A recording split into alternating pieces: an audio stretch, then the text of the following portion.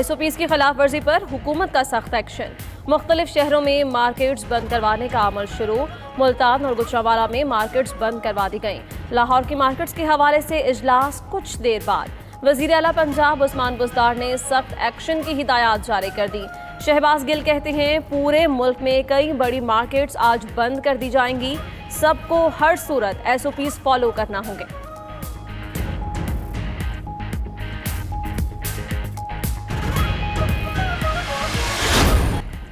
کراچی میں KMC کے ماتحت 14 بڑے ہاسپٹلز کی OPD کھولنے کا فیصلہ۔ Senior director medical and health services KMC doctor ویربل کا کہنا ہے ہاسپٹل کی OPDs عدالت کے حکم پر SOPs کے تحت کھول رہے ہیں، مریضوں کی مشکلات میں کمی آئے گی۔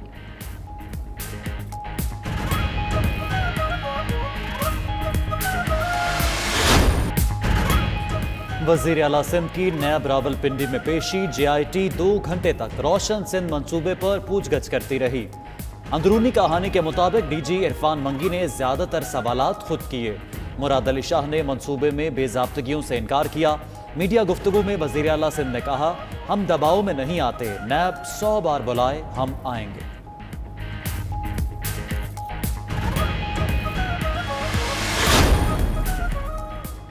قیمتوں میں کمی کے بعد پیٹرولیم مصنوعات کی قلت بڑھنے لگی۔ کراچی، کوئٹہ، راولپنڈی، فیصل آباد، سرگودا سمیت شہر عوام پیٹرول کے حصول کے لیے در بدر۔ وزیر اعظم عمران خان اور اوگھرا کے نوٹس کے باوجود صورتحال نہ بدلی۔ ذرائع کے مطابق آئل کمپنیز تیل کی خریداری نہیں کر رہی۔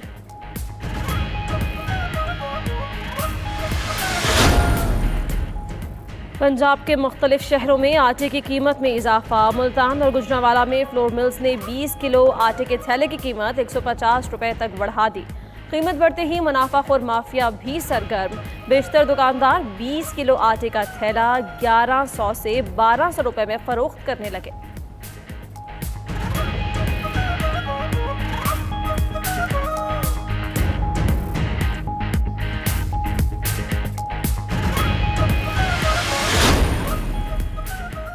سکولز نہ کھولے گئے تو 15 لاکھ اساتذہ کو نکال دیں گے، private schools action committee. Chairman Pervaiz Haroon کا 10 جون کو کراچی میں وزیر اعلیٰ ہاؤس کے باہر احتجاج اور 15 جون کو سکول کھولنے کا اعلان۔ ادھر وزیر تعلیم سندھ سعید غنی کہتے ہیں سکول کھولنے والوں کے خلاف آرڈیننس کے تحت کارروائی کریں گے، کسی بھی صورت بچوں کی صحت پر سمجھوتا نہیں کیا جا سکتا۔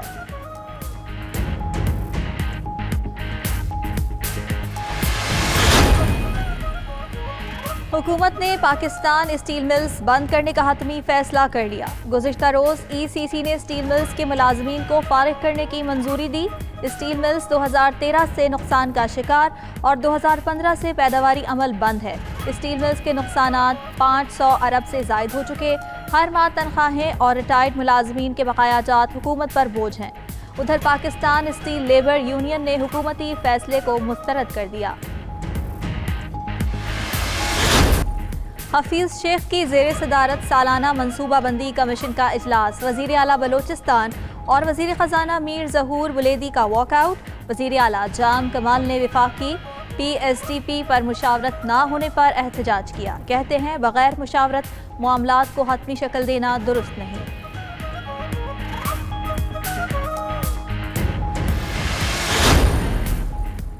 وزیر اعلیٰ پنجاب عثمان بزدار کی زیر صدارت رحیم یار خان میں اعلیٰ سطح کا اجلاس۔ ٹڈی دل اور کورونا کی صورتحال پر غور۔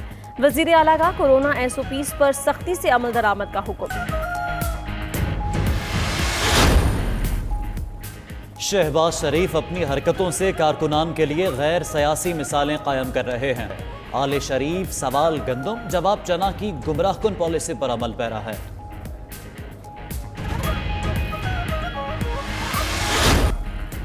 سابق پاکستانی اسپنر ثقلین مشتاق نے PCB ہائی پرفارمنس سینٹر میں ذمہ داریاں سنبھال لیں۔ ثقلین مشتاق کو head of international player development تعینات کیا گیا۔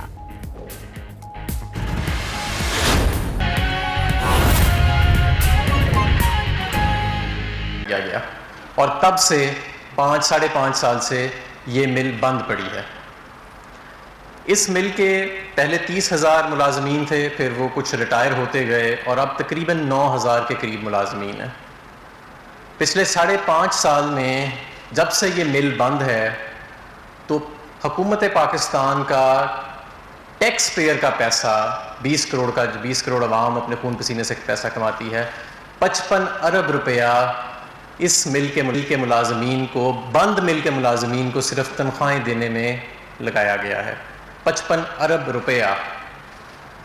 اس بڑی رقم کے علاوہ اگر ہم دیکھیں تو 2008 سے اب تک تقریباً 90 ارب روپے کے مختلف حکومتوں نے بیل آؤٹس دیے اور دوسری قسم کی سپورٹ دی اس ادارے کو دوبارہ کھڑا کرنے کے لیے، لیکن بدقسمتی سے وہ نہ ہو سکا۔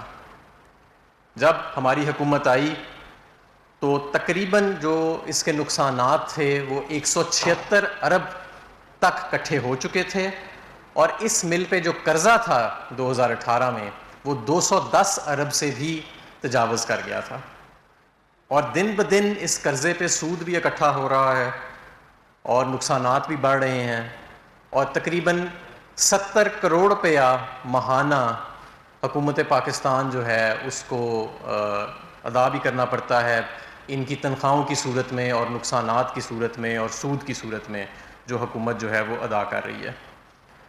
ان ساری چیزوں کے پیش نظر یہ بہت ضروری تھا کہ کوئی فیصلہ کیا جاتا۔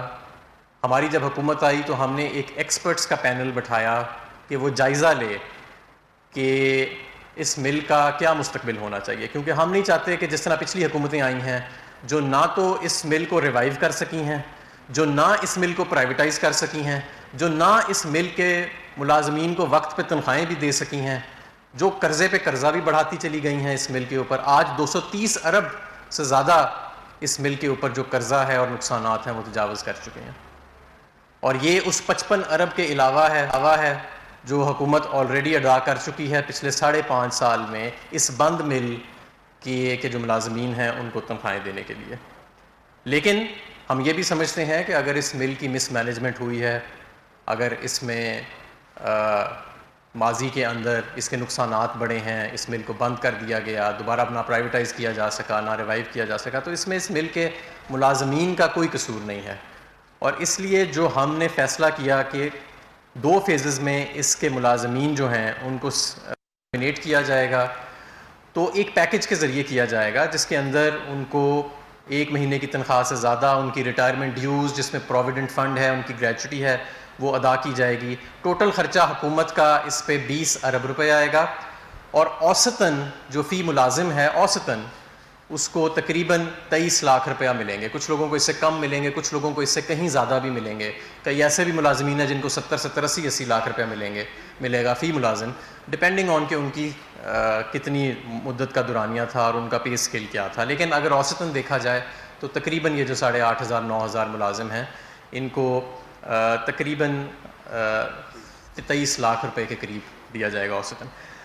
اس سے حکومت پاکستان کا 70 کروڑ روپے کی بچت ہوئے گی ماہانہ یہ کرنے سے، اور یہ ٹیکس پیئر کا پیسہ ہے۔ اس کے علاوہ اس مل کو ریوائیو کرنے کے لیے یہ بہت ضروری ہے کہ ہم اب کسی پرائیویٹ انویسٹر کو یا آپریٹر کو اس اسٹیل پلانٹ میں لے کے آئیں، اور اس کے پراسپیکٹس کو امپروو کرنے کے لیے یہ بہت ضروری ہے کہ جو اس کی مل کے اوپر ابھی قرضہ چڑھا ہوا ہے اس کو بھی ریسٹرکچر کیا جائے، اور یہ ملازمین کا جو ایشو ہے، ان کی پیز کا جو ایشو ہے، اس کو بھی کسی طرح سے ہینڈل کیا جائے۔